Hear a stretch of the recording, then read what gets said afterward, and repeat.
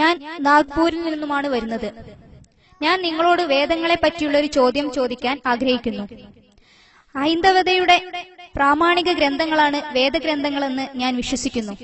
ഞാൻ അറിയാൻ ആഗ്രഹിക്കുന്നത്, നിങ്ങൾ മറ്റു മതസ്ഥരുടെ വേദഗ്രന്ഥങ്ങളോട് സാമ്യത പുലർത്തുന്ന ഉദ്ധരണികൾ പറയുമ്പോൾ എന്തുകൊണ്ടാണ് നിങ്ങൾ അമുസ്ലിങ്ങളുടെ താൽപര്യം പരിഗണിച്ചുകൊണ്ട് എന്തുകൊണ്ട് വിപരീതാർത്ഥത്തിലുള്ളതും വൈരുദ്ധ്യം പുലർത്തുന്നതുമായ വേദവാചകങ്ങൾ ഉദ്ധരിക്കുന്നില്ല?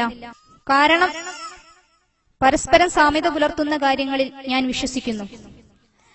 എന്തുകൊണ്ടെന്നാൽ ഒരു ഹിന്ദു പെൺകുട്ടി എന്ന നിലയ്ക്ക് ഞാൻ ഹൈന്ദവ വേദഗ്രന്ഥങ്ങളിൽ സാമ്യത പുലർത്തുന്നതും വൈരുദ്ധ്യം പുലർത്തുന്നതുമായ കാര്യങ്ങളെ അറിഞ്ഞിരിക്കേണ്ടത് സുപ്രധാനമാണല്ലോ. സഹോദരി, നല്ലൊരു ചോദ്യമാണ് ചോദിച്ചിരിക്കുന്നത്. ഞാൻ വേദങ്ങളിൽ നിന്നും ഉദ്ധരിച്ചുവെന്നും അതിൽ പരസ്പര സാമ്യത പുലർത്തുന്ന വാചകങ്ങൾ ഉദ്ധരിച്ചുവെന്നും സഹോദരി പറഞ്ഞു. ഞാൻ എന്തുകൊണ്ടാണ് വൈരുദ്ധ്യങ്ങളെക്കുറിച്ച് സംസാരിക്കാത്തത്? അവർക്ക് പരസ്പര സാമ്യതകളും വൈരുദ്ധ്യങ്ങളും അറിയാൻ താൽപര്യമുണ്ട്. എനിക്ക് ഹൈന്ദവതയും ഇസ്ലാമും തമ്മിലുള്ള പരസ്പര സാമ്യതകളെക്കുറിച്ച് ഒരു പ്രസംഗം നടത്താൻ സാധിക്കുമെങ്കിൽ ഹൈന്ദവതയും ഇസ്ലാമും തമ്മിലുള്ള വൈരുദ്ധ്യങ്ങളെക്കുറിച്ച് എനിക്ക് സുദീർഘമായി പ്രസംഗിക്കാൻ സാധിക്കും. ഞാൻ പരസ്പര സാമ്യതകൾ സംസാരിക്കുവാൻ തെരഞ്ഞെടുത്തതിന്റെ കാരണം എന്റെ ശ്രദ്ധാവായ അള്ളാഹു ഖുർആന്റെ അധ്യായം 3 64 വചനത്തിലൂടെ എനിക്ക് നൽകുന്ന ഉപദേശം ഇതാണ്: പറയുക, വേദക്കാരെ, ഞങ്ങൾക്കും നിങ്ങൾക്കുമിടയിൽ സമമായുള്ളൊരു വാക്യത്തിലേക്ക് നിങ്ങൾ വരുവിൻ.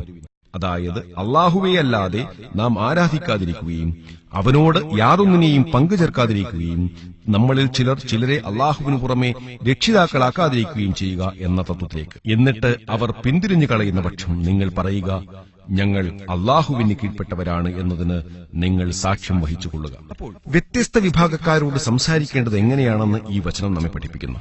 ഞങ്ങൾക്കും നിങ്ങൾക്കുമിടയിൽ സമമായുള്ളൊരു വാക്യത്തിലേക്ക് നിങ്ങൾ വരുവിൻ. ഏതാണ് ആദ്യത്തെ സമമായ വാക്യം?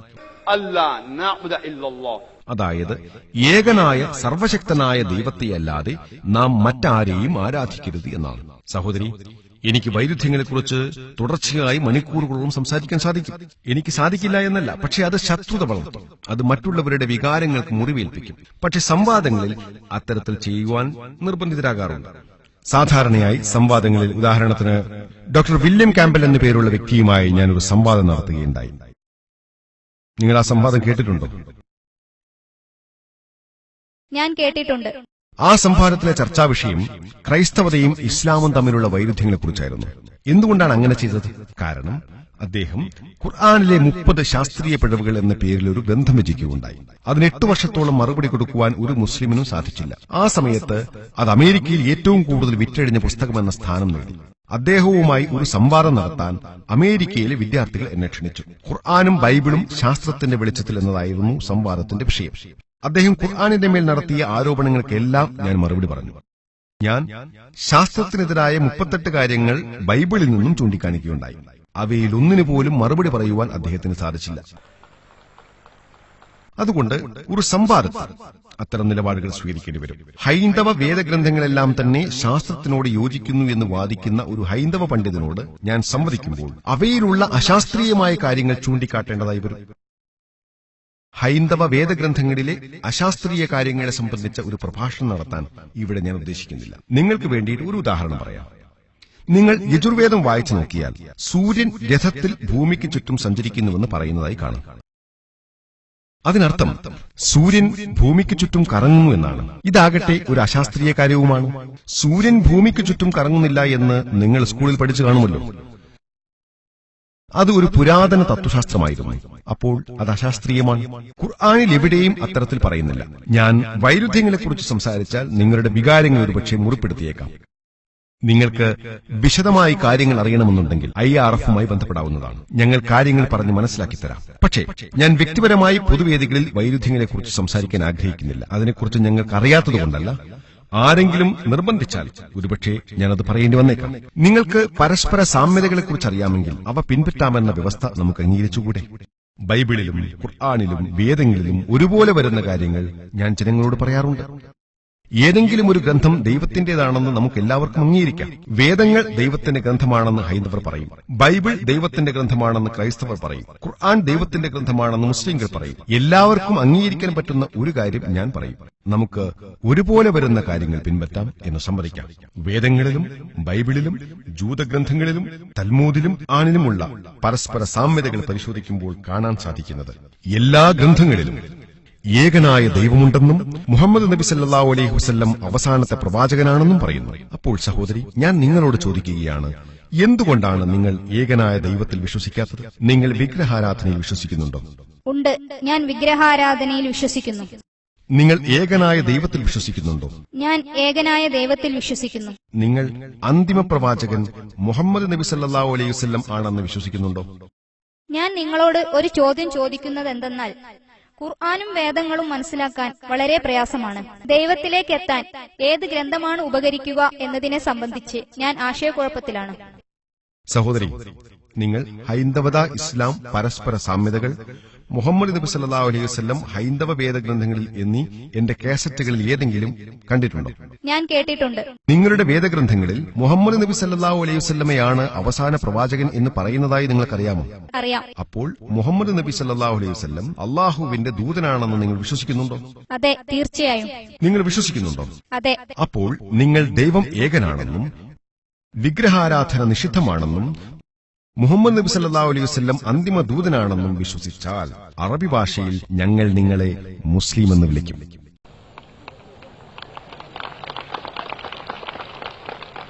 സഹോദരി, നിങ്ങൾ ഏകനായ ദൈവത്തിൽ വിശ്വസിക്കുന്നുണ്ടോ? അതെ, ഞാൻ ഏകനായ ദൈവത്തിൽ വിശ്വസിക്കുന്നു. നിങ്ങൾ വിഗ്രഹാരാധനയില്ലെന്ന് വിശ്വസിക്കുന്നുണ്ടോ? ദൈവത്തിന് പ്രതിച്ഛായയില്ല എന്ന് നിങ്ങൾ വിശ്വസിക്കുന്നുണ്ടോ? അതെ. അപ്പോൾ നിങ്ങൾ വിശ്വസിക്കുന്നുണ്ട്. അതെ. മാത്രമല്ല, മുഹമ്മദ് നബി സല്ലല്ലാഹു അലൈഹി വസല്ലം അള്ളാഹുവിന്റെ ദൂതനാണെന്നും നിങ്ങൾ വിശ്വസിക്കുന്നു. അപ്പോൾ നിങ്ങൾ പ്രവേശിച്ചിരിക്കുന്ന ഈ കാര്യം അത്ര ഉയർന്നതല്ലെങ്കിലും ഏകനായ ദൈവം മാത്രമാണ് ഉള്ളതെന്നും മുഹമ്മദ് നബി സല്ലല്ലാഹു അലൈഹി വസല്ലം അള്ളാഹുവിന്റെ ദൂതനാണെന്നും നിങ്ങൾ പറഞ്ഞതുവഴി നിങ്ങൾ പരോക്ഷമായി ഒരു മുസ്ലിമായി കഴിഞ്ഞു. മുസ്ലിം എന്ന വാക്കിന്റെ അർത്ഥം ദൈവത്തിന് സമർപ്പിച്ചവനെന്നാണ്. അപ്പോൾ ഞാൻ പരോക്ഷമായ ഒരു മുസ്ലിം അല്ലേ? വേദങ്ങളും ഖുർആനും പറയുന്നത് ഒരേ കാര്യം തന്നെയല്ലേ? നിങ്ങൾ പരോക്ഷമായ രീതിയിലാണെങ്കിലും കുഴപ്പമില്ല. പരോക്ഷമായിട്ടാണെങ്കിലും നിങ്ങൾക്ക് സ്വാഗതം. നിങ്ങൾ നേരിട്ട് വന്നാലും പരോക്ഷമായി വന്നാലും നിങ്ങളെ ഞങ്ങൾ സ്വാഗതം ചെയ്യുന്നു. സഹോദരി, നിങ്ങൾക്ക് ഒരുപോലെ വരുന്ന കാര്യങ്ങൾ ഏതൊക്കെയാണെന്നറിയാം. നിങ്ങളുടെ വേദങ്ങളിൽ അന്തിമ പ്രവാചകൻ മുഹമ്മദ് ആണെന്ന് പറയുന്നുണ്ടെങ്കിൽ നിങ്ങൾ അദ്ദേഹത്തെ പിൻപറ്റേണ്ടി വരും. അപ്പോൾ നിങ്ങൾ മുഹമ്മദ് നബി സല്ലല്ലാഹു അലൈഹി വസല്ലമയെ പിൻപറ്റുന്നതിലൂടെ പരോക്ഷമായി നിങ്ങളുടെ വേദങ്ങളെയും പിൻപറ്റുന്നുണ്ട്. അപ്പോൾ നിങ്ങൾക്ക് മുഹമ്മദ് നബി പറഞ്ഞത് എന്തൊക്കെയാണെന്ന് അന്വേഷിക്കേണ്ടി വരും. അതിനായി നിങ്ങൾ ഹദീസ് വായിക്കേണ്ടി വരും.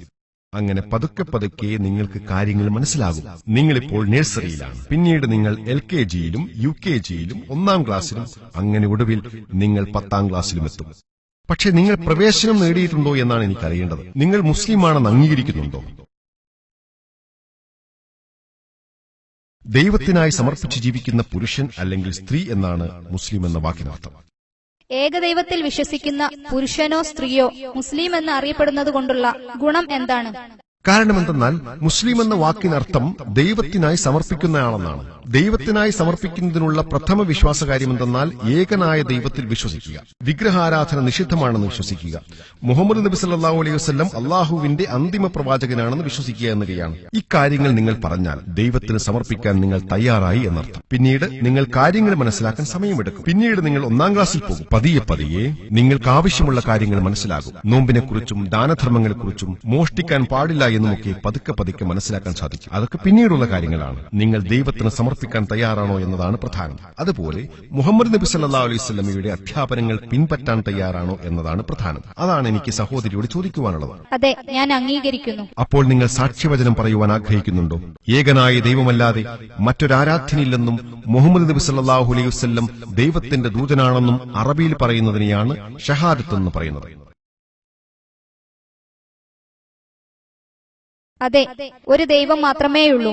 പ്രവാചകൻ മുഹമ്മദ് നബി ദൈവത്തിന്റെ ദൂതനാണ്. മാഷാ അല്ലാഹ്, മാഷാ അല്ലാഹ്. സഹോദരി, അനുമോദനങ്ങൾ. ഞാനത് അറബി ഭാഷയിൽ പറയാം, നിങ്ങളത് ആവർത്തിക്കുക. അത് നിങ്ങൾ പറഞ്ഞത് തന്നെയാണ്. പക്ഷെ ഞാൻ നിങ്ങളോടൊരു കാര്യം ചോദിക്കട്ടെ, ആരെങ്കിലും നിങ്ങളെ ഇത് പറയാൻ നിർബന്ധിക്കുന്നുണ്ടോ? ഇല്ല, ആരുമില്ല. ആരെങ്കിലും നിങ്ങളിൽ സമ്മർദ്ദം ചെലുത്തുന്നുണ്ടോ? ഇല്ല. ഇത് നിങ്ങളുടെ സ്വതന്ത്രമായ തീരുമാനമാണോ? അതെ. ഞാനത് അറബി ഭാഷയിൽ പറയാം, നിങ്ങളത് ആവർത്തിക്കുക. അഷ്ഹദു അഷ്ഹദു അല്ലാ അല്ലാ ഇലാഹ ഇലാഹ ഇല്ലല്ലാഹ് ഇല്ലല്ലാഹ് വഅഷ്ഹദു വഅഷ്ഹദു അന്ന അന്ന മുഹമ്മദൻ അബ്ദുഹു വറസൂലുഹു. വറസൂലുഹു.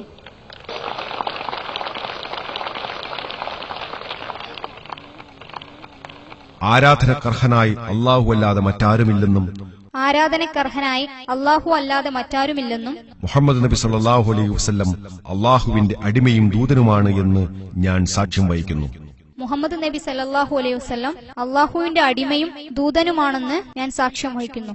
മാഷാ അല്ലാഹ്. നന്ദി സർ, നന്ദി. ഞാൻ സഹോദരിയെ അനുമോദിക്കുന്നു. ഇപ്പോൾ നിങ്ങൾ ഇസ്ലാമിലേക്ക് പ്രവേശിച്ചിരിക്കുകയാണ്. ഇൻഷാ അല്ലാഹ് നിങ്ങൾക്ക് ഇനി കൂടുതൽ അറിവ് നേടുന്നതിന് വേണ്ടി, അതായത് 1ാം ക്ലാസ്സിലേക്കും 2ാം ക്ലാസ്സിലേക്കുമൊക്കെ പോകാനായി നിങ്ങൾ ഇസ്ലാമിക് റിസർച്ച് ഫൗണ്ടേഷനിലെ സഹോദരിമാരുമായി ബന്ധം നിലനിർത്തുക. നിങ്ങൾക്ക് വഴി കാണിക്കുക എന്നത് ഞങ്ങൾക്ക് സന്തോഷകരമായ കാര്യമാണ്.